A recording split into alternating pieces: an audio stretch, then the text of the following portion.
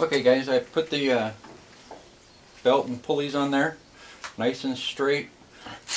I like this pulley in steel, the serpentine belt. These gear ratios are awesome. This is really fast and this is really slow, which is what I need to cover the widest range of rotors. I rarely use the middle speed. I either cut them fast or slow. I don't really do the middle speed. So this cover got all painted up nice. That's all good. The switch panel differs for wherever you're going to be in the world. They have different power settings or different voltages. So the wiring, I can't really do a video on this panel that's going to be per code for everywhere in the world. I wire this up like machines are supposed to be wired up. That may or may not be code where you live. So I'm not really going to do that. I cleaned and painted this and I added an outlet here, which you'll see about later on. Now I'm just going to continue on with doing the machine and assembling it.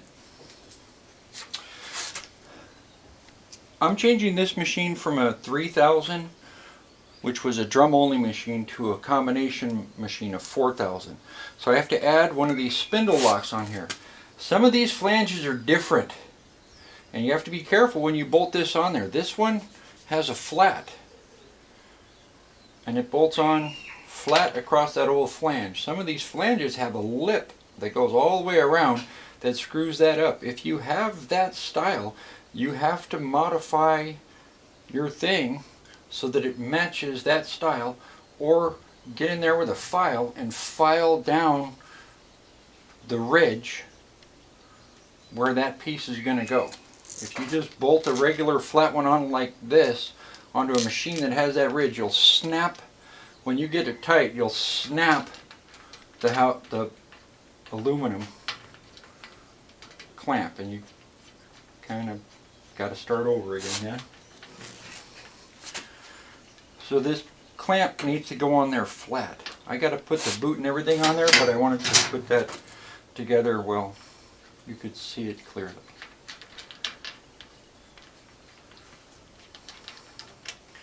The next thing I want to talk about is this nut here. To change this nut, which is very rare, you really got to do something pretty stupid to screw that up. It happens. When you do, you have to take the set screws out of here, loosen this flange, unbolt the machine, put a spacer under here so the oil runs that way.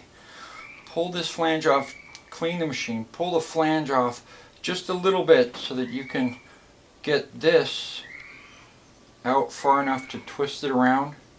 I don't want you to take this off if you don't have to. To get to this, you're going to have to take the drum feed gearbox off.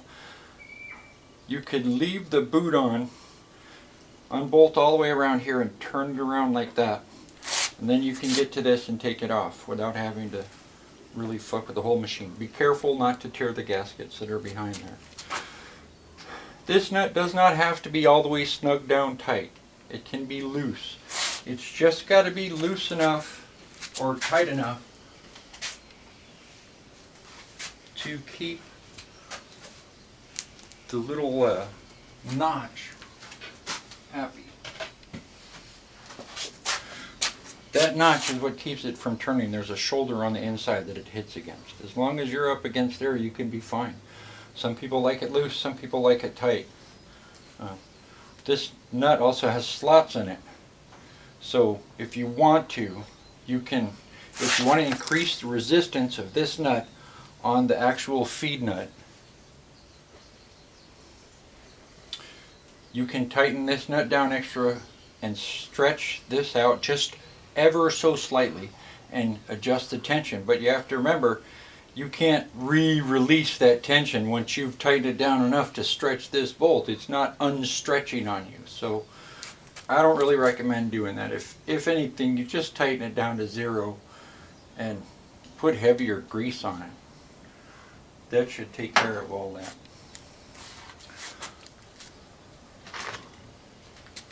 Now, this piece had a notch busted out of it from when the gearbox was driven all the way forward and smashed into the machine.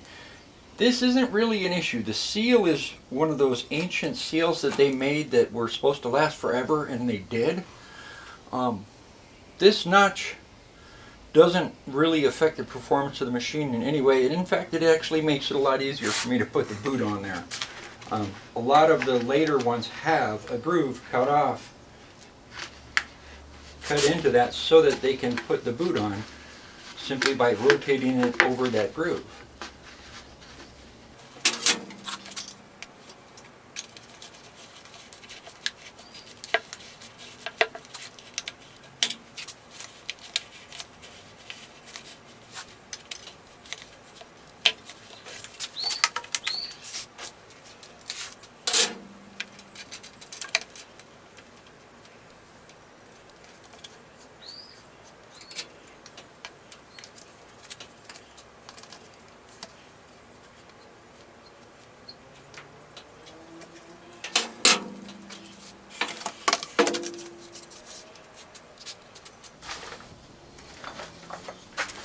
Here's my restored gearbox.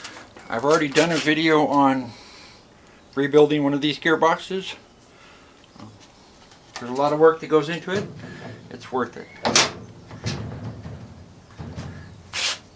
Oh, before I forget, in this boot there's a ring on the last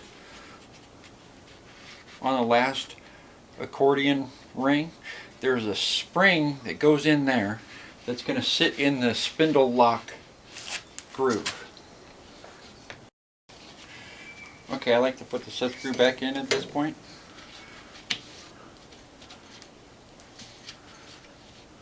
Like that.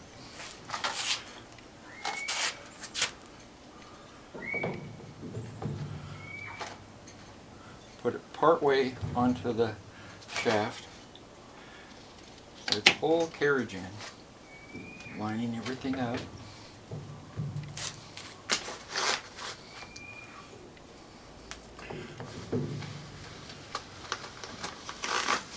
There we go.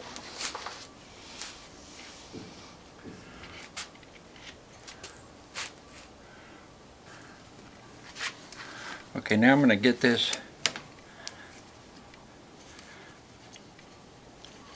I don't know if we'll be able to videotape this, but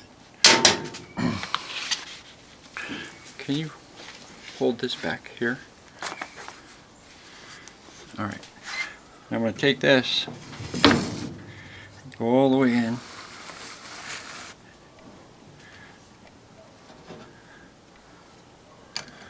Put the screw in there. You don't need Loctite or nothing like that. You just need everything to be pretty clean, nicely oiled.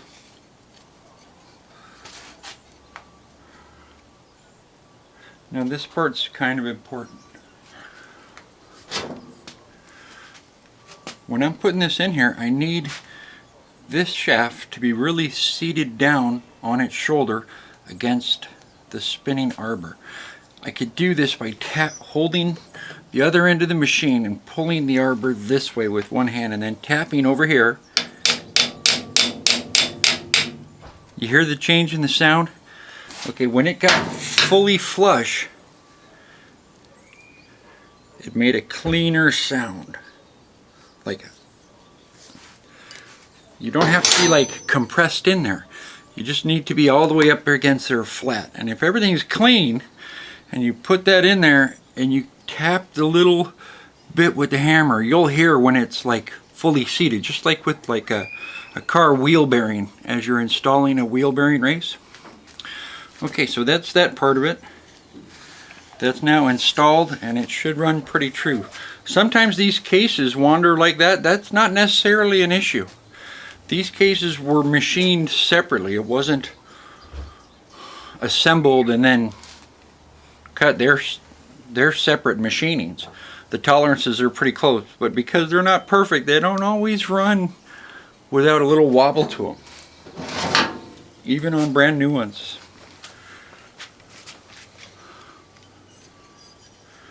Okay, now comes this part. This is a place where a lot of people get in trouble with these machines.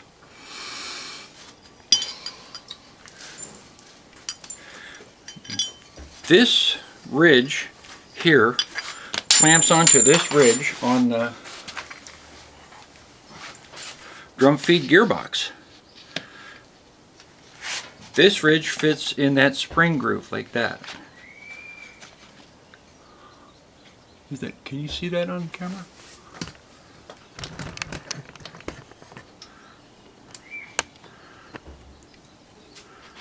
So this shoulder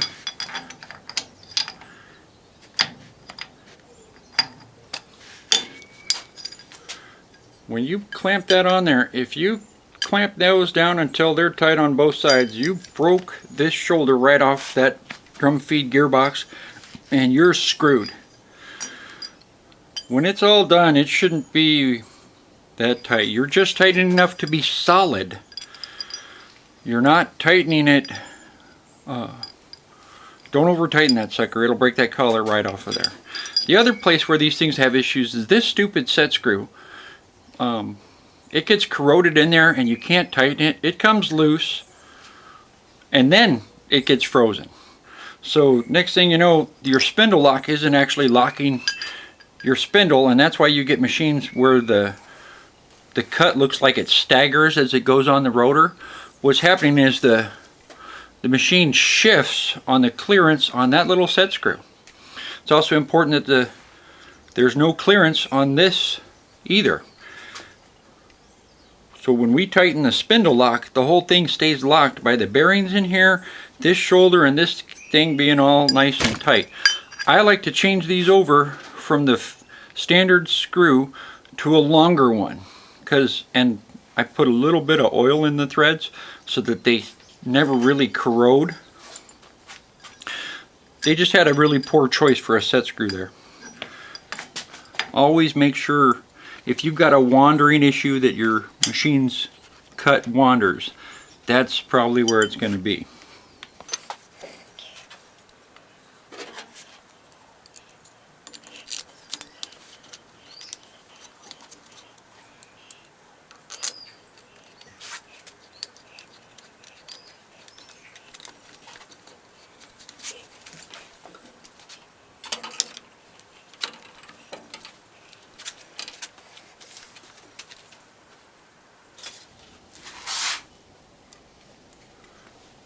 The other one. The other one. Would it happen to be the one that we set aside? Yeah, the other one.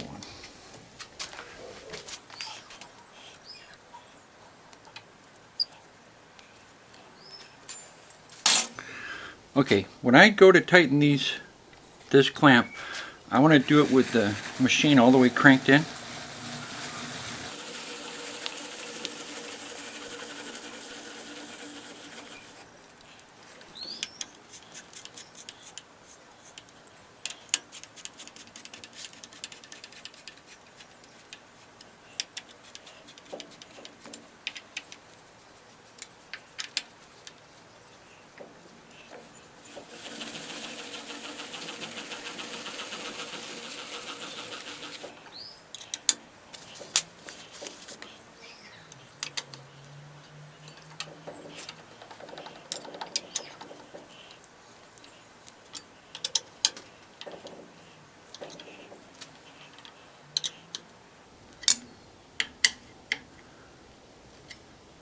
What I'm checking for is I'm checking to make sure that this clamp is seated properly in that groove and locked down like with equal pressure all the way around.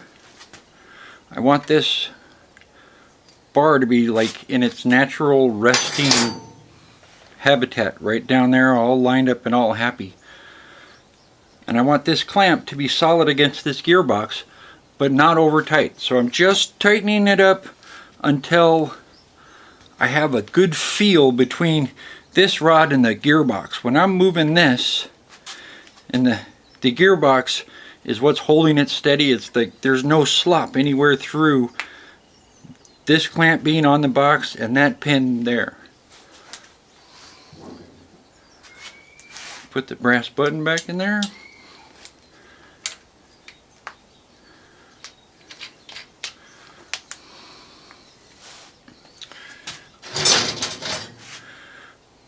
there you go. This end's done.